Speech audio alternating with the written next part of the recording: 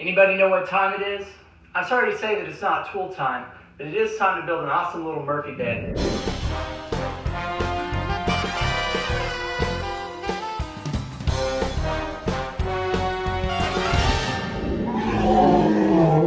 Today we're going to start by cutting 4 pieces of 1/2-inch plywood to 6 inches wide. Then we'll cut 2 of those down to 61 inches and the other 2 down to 80 inches.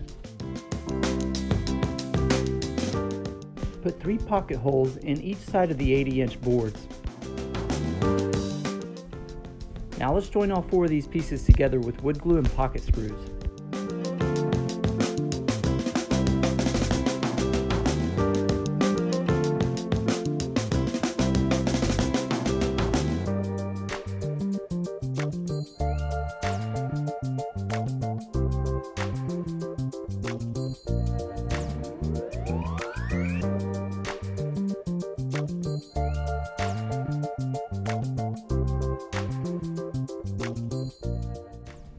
Now cut 2 pieces of 1/2-inch plywood to 80 inches long and 30 inches wide. Let's drill some pocket holes in what will be the bottom of the bed frame. We'll use these to attach the face later on.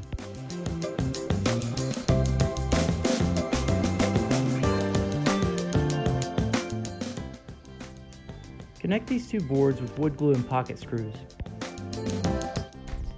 We're going to come back in and really strengthen this up here in a little bit.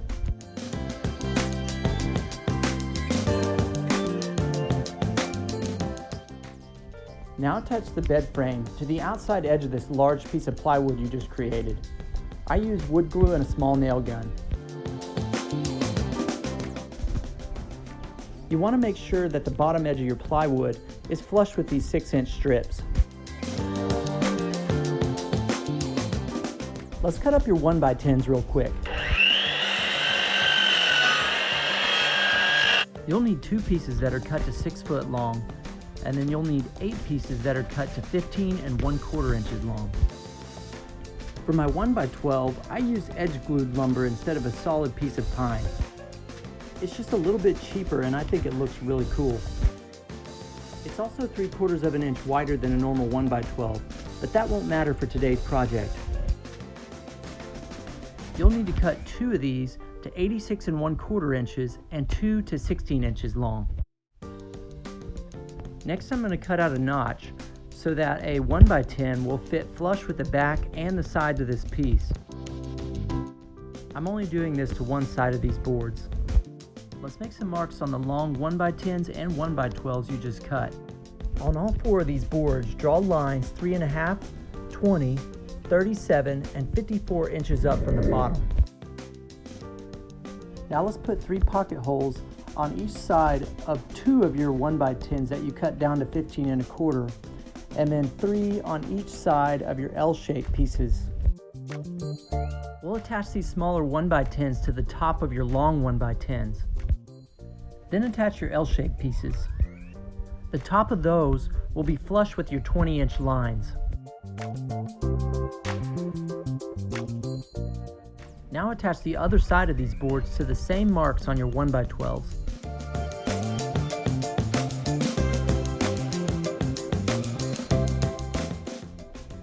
For these 2 shelves in between these, I'm just going to center these up on these 2 lines and I'm going to attach them with a small nail gun.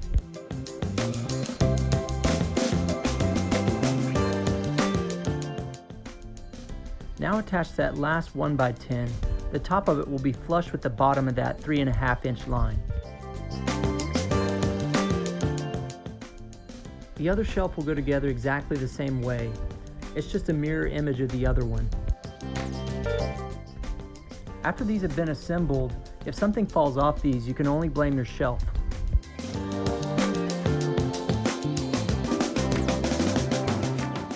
Here's a quick look at the 2 pieces together. Now let's cut out a few 1x4s to trim out the bottom of these 2 shelves. I'll let you figure out the measurements you need. Miter cuts need to be very precise. We're also going to need to cut 2 16-inch 1x2s. This little 1x2 is just going to make it easier to mount the cabinet doors later on.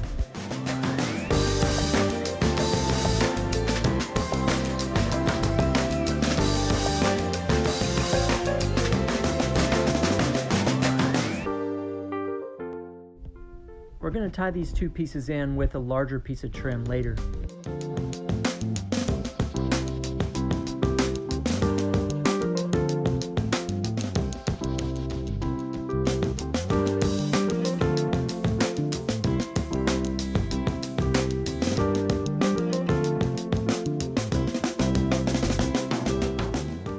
Before we continue, I want to show you the hardware I bought for my Murphy bed. It's well built but poorly engineered. A lot of my upcoming measurements are based on this hardware, so take these with a grain of salt if you're using something else. My hardware is 1 3/8 inches wide, and my bed frame is 61 inches wide, so I need these next few cuts to be 63 3/4 inch. I'll cut my 1x12 to 63 3/4, and I'll also cut 4 1x4s to 63 3/4. Time to drill a few more pocket holes. You'll want 3 or 4 pocket holes in each side of that 1x12, and you'll also want 2 in each side of those 1x4s. Here I am installing this 1x12 flush with the top of these two bookshelves. Don't use wood glue on this piece yet. I actually had to take this piece back off when I slid the bed frame onto the hardware later on. Attach the first 1x4 flush with the bottom edge of the 1x12. The other 3 1x4s will be attached to the back edge of the cabinet. They're just evenly spaced on the back.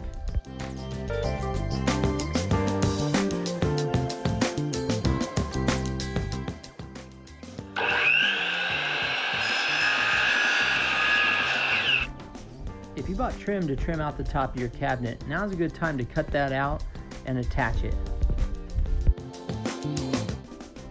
Once again, be careful when using glue on this piece. You may need to take the top off when assembling the bed frame.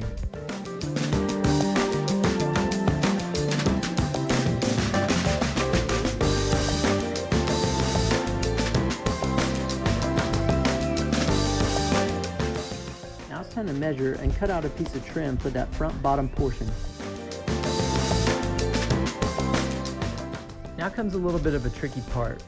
I had a difficult time trying to find the best way to install this, so I'm going to only show you one side. Whoever designed this was a real idiot, so it took me some thinking to get it figured out.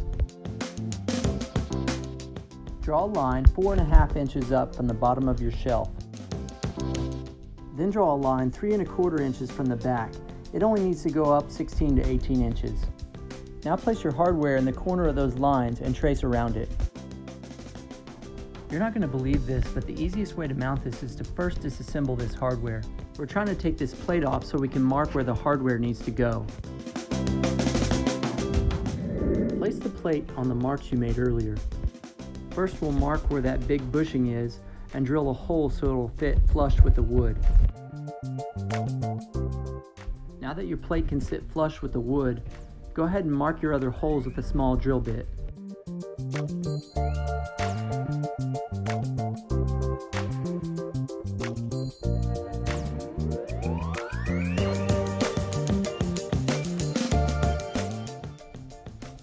Then come back in and re-drill those holes with a bigger drill bit so your bolts will fit in nicely. Once that's done, reassemble this contraption.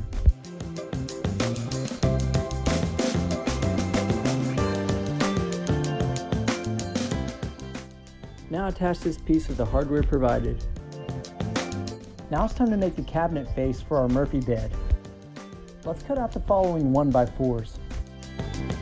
You'll want to cut out these 4 boards, then you'll need to cut out 3 that are 56 inches long. Let's sew 2 pocket holes on each side of the 81-inch boards. Now I'm just assembling this piece like a big picture frame. The top and bottom boards are those ones that are 62 3/4 inch. Now throw 2 pocket holes on each side of those 56-inch boards.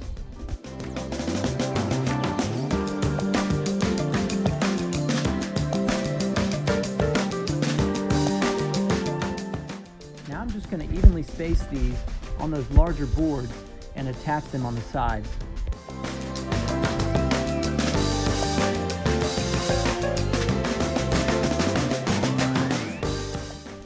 Measure the spacing between all 5 of these boards.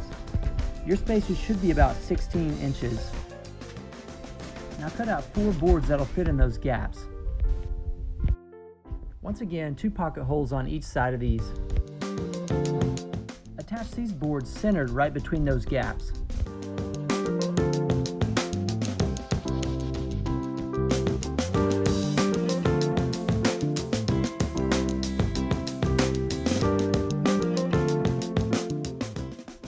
Apply some wood glue to the bottom of this face, then flip it over on the bed frame. The top and bottom should be flush, but the left and right side should overlap about 7/8 of an inch. I tacked the face in place with a small nail gun, then flipped it over. I want to use screws to attach this face. This is really going to improve the bracing on this bed. On the sides, I'm using those pocket holes we drilled earlier. But I'm also using some 1-inch screws just left and right of that center line, just to really give that some strength. For this next part, I made a homemade tool. I tacked a piece of 1/2-inch plywood on the edge of some 1x4s. This will help me hold the bed frame in place and give me a 1/2-inch gap on the bottom like I'm needing, while I mark where my hardware is going to go on the actual bed frame. I just use a pencil to mark where it needs to go, take it back apart, and install the hardware.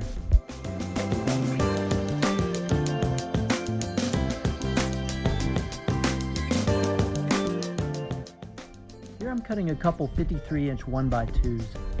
I attached these 3/4 of an inch back from the front of the 1x12s. These will just help the face rest evenly with the edge of the bookshelf. In hindsight, these really should have been added last. They really got in the way when I went to install the bed frame. You may not even choose to use them. If you're wanting cabinet doors on the bottom of your bookshelves, you will want to cut out 2 more 1x2s to 16 inches long. Attach these just opposite to the ones you put in earlier. I had to wait until after the hardware was installed to put these in. As always, fill any nail hole and sand it down prior to finishing it. I'm staining this piece with golden oak.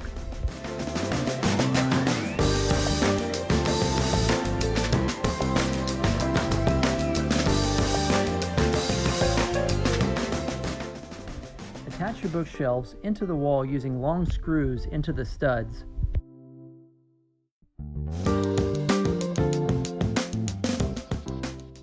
Get some help from a friend when you slide the bed frame onto your hardware. Once again, I had to take off that long 1x12 at the top in order to get this piece on. When I reinstalled my 1x12, I actually put pocket holes where my studs were. This allowed me to run some additional long screws into the studs. Finally, it's time for some polyurethane.